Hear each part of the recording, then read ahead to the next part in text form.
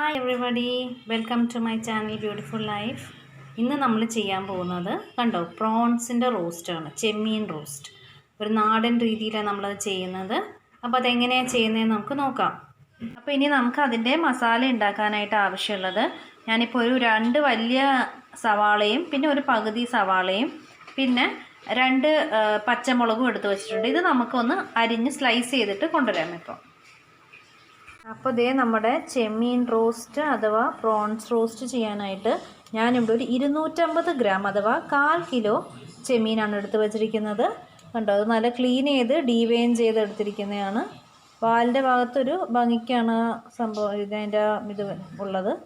അതൊക്കെ നമുക്ക് കഴിക്കുമ്പോൾ എടുത്ത് കളയാവുന്നതേ ഉള്ളൂ. ബാക്കിയെല്ലാം നല്ല ക്ലീൻ ചെയ്ത് നമ്മൾ എടുത്ത് വെച്ചിരിക്കുകയാണ്. നമുക്കിത് എങ്ങനെയാണ് ഇനി ചെമ്മീൻ റോസ്റ്റ് ചെയ്യുന്നതെന്ന് നോക്കാം. അപ്പോൾ അതേ നമ്മൾ ഒരു പാൻ അടുപ്പത്തേക്ക് വെച്ചിട്ട് അതിലേക്ക് ഒരു 2 ടീസ്പൂൺ, അതായത് ഒരു 3/4 ടേബിൾ സ്പൂൺ എണ്ണ ഞാൻ അതിലേക്ക് ഒഴിച്ചിട്ടുണ്ട്. നമുക്കിനി അത് എണ്ണ ചൂടായി വരുമ്പോൾ ആവശ്യത്തിനുള്ള കടുക് ഇട്ട് കൊടുക്കാം. ഇതൊക്കെ പൊട്ടി തുടങ്ങിയിട്ട് നമുക്ക് അതിലേക്ക് നന്നായിട്ട് കറിവേപ്പില ചേർത്ത് കൊടുക്കാം. ഇനി കുറച്ച് പച്ചമുളക് നമ്മൾ നേരത്തെ കട്ട് ചെയ്ത് വെച്ചത് അതുപോലെ ചേർത്ത് കൊടുക്കാം.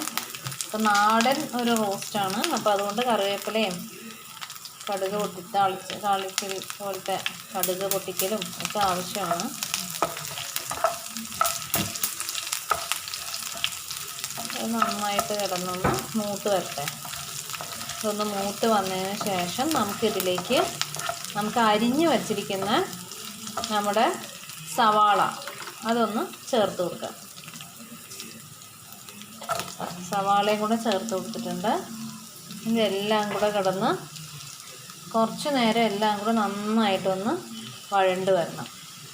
ഇതിലേക്ക് ആവശ്യത്തിനുള്ള ഉപ്പും കൂടെ ചേർത്ത് കൊടുത്തിട്ട് നന്നായിട്ട് വഴറ്റിയെടുക്കാം. ഇത് കുറച്ച് നേരം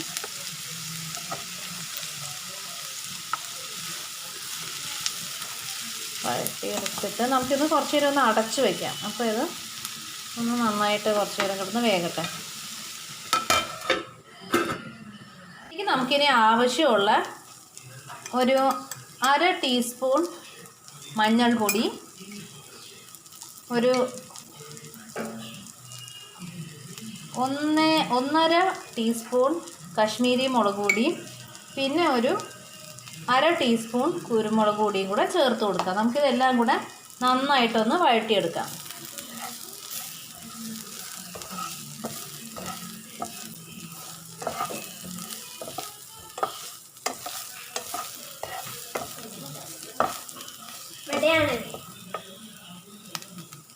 ഇതൊന്ന് വഴറ്റിയെടുത്തിട്ട് നമുക്കിതൊന്ന് കുറച്ച് നേരം വീണ്ടും ഒന്ന് അടച്ചു വയ്ക്കാം.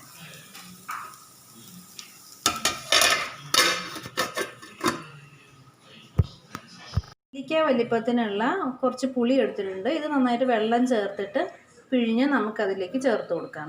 ഇതിലേക്ക് ഞാനിപ്പോൾ ഒരു നെല്ലിക്ക വലിപ്പത്തിനുള്ള പുളി പിഴിഞ്ഞത്, വാളംപുള്ളി പിഴിഞ്ഞതിൻ്റെ വെള്ളം ഒന്ന് ഒഴിച്ചു കൊടുത്തിട്ടുണ്ട്. ഇനി ആ വെള്ളത്തിലും കൂടെ കിടന്ന് ഇത് കുറച്ച് നേരം ഒന്ന് തിളയ്ക്കണം.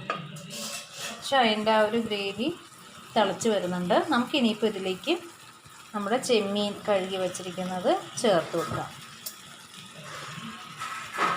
ഇപ്പോൾ ചെമ്മീനിൽ നിന്നും കുറച്ച് വെള്ളം ഇറങ്ങും. അപ്പോൾ അതുകൊണ്ട് ആ വേകാനുള്ള വെള്ളം, കുറച്ച് നേരം ചെമ്മീനിൽ നിന്ന് ഇറങ്ങുന്ന വെള്ളം ആവശ്യത്തിനുണ്ടോ എന്ന് നോക്കിയിട്ട് മാത്രം ഇനി കൂടുതൽ വെള്ളം ചേർത്ത് കൊടുത്താൽ മതി. ഇനി നമുക്കിത് നന്നായിട്ട് ഈ ഗ്രേവിയിലേക്ക് മിക്സ് ചെയ്ത് കൊടുക്കാം. അപ്പോൾ ഈ ചെമ്മീനിലേക്ക് അതിൻ്റെ എല്ലാ മസാലയും നന്നായിട്ട് പിടിച്ച് വരും. ചെമ്മീനിൽ നിന്ന് ഇറങ്ങുന്ന വെള്ളവും എല്ലാം കൊണ്ട് ഇത് വേകും. ഇതിനി ഇങ്ങനെ നന്നായിട്ട് മസാലയൊക്കെ മിക്സ് ചെയ്തതിന് ശേഷം കുറച്ച് നേരം ഒന്ന് അടച്ചു വെച്ചിട്ട് നമുക്ക് വേവിക്കണം. ആദ്യം കുറച്ച് നേരം ഒരു ഫ്ലെയിം ഹൈയിലിട്ടിട്ട് പിന്നെ ഒന്ന് ലോ ആക്കി കൊടുക്കണം, ഒരു 2-3 മിനിറ്റ് കഴിഞ്ഞിട്ട്.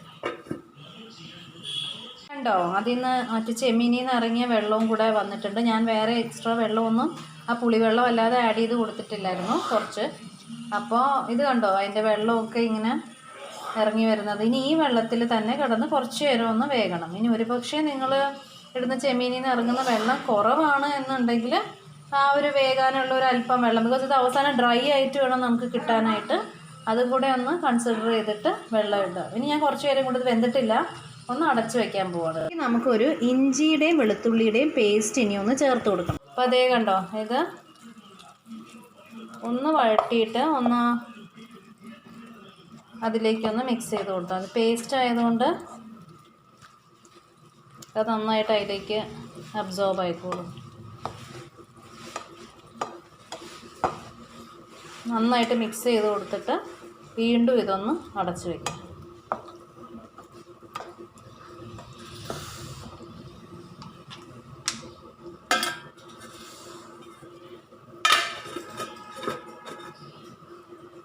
ഇനി നമ്മൾ ഫൈനലായിട്ട് ആദ്യം നമ്മൾ 2 ടീസ്പൂൺ ഓയിൽ ഇട്ട്, അതുപോലെ തന്നെ വീണ്ടും 2 ടീസ്പൂൺ ഓയിൽ ചേർക്കുക. ബിക്കോസ് നമ്മൾ ആദ്യം അധികം എണ്ണയിലല്ല ഇതിനെ ഫ്രൈ ചെയ്തത്, റോസ്റ്റ് ചെയ്തത്. അപ്പോൾ ലാസ്റ്റ് നമ്മൾ കുറച്ച് എണ്ണയും കൂടി ഇട്ടത്, പ്രോൺസ് ഇട്ടതിന് ശേഷം ഫൈനലി കുറച്ച് എണ്ണയും കൂടി ഇട്ടിട്ട് ഇതിനെ കുറച്ച് നേരം ഇങ്ങനെ ഒന്ന്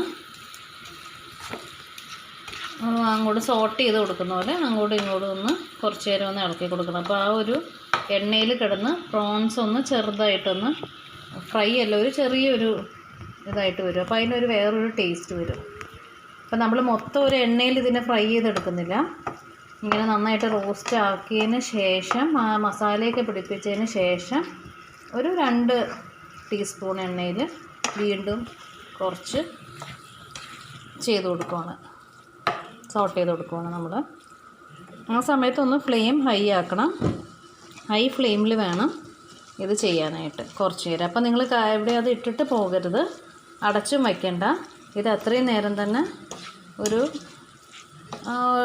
3 to 5 മിനിറ്റ്സ് ഇത് ഇങ്ങനെ തന്നെ ഒന്ന് ഇളക്കിക്കൊണ്ടിരിക്കുക. അപ്പോൾ ഇതേ നമ്മുടെ പ്രോൺസ് റോസ്റ്റ് ഓൾമോസ്റ്റ് ഡണ്ണാണ്. അപ്പോൾ ഞാൻ ആ ഫ്ലെയിമൊക്കെ ഇപ്പം ലോ ആക്കിയിട്ടുണ്ട്, അത് ഞാൻ ഓഫ് ചെയ്യാൻ പോവാണ്.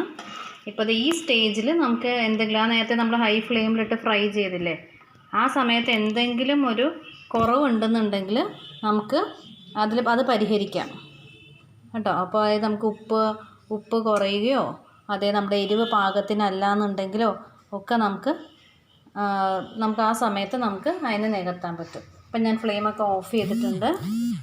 ഇനി നമുക്ക് വേറൊരു പാത്രത്തിലേക്ക് മാറ്റാം. ഇത് കണ്ടോ, നല്ല ഡ്രൈ ആയിട്ട് കിട്ടിയിട്ടുണ്ട് ഇപ്പം.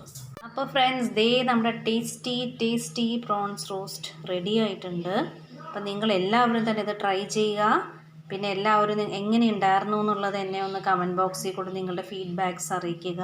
പിന്നെ please do like, share and as well subscribe my channel.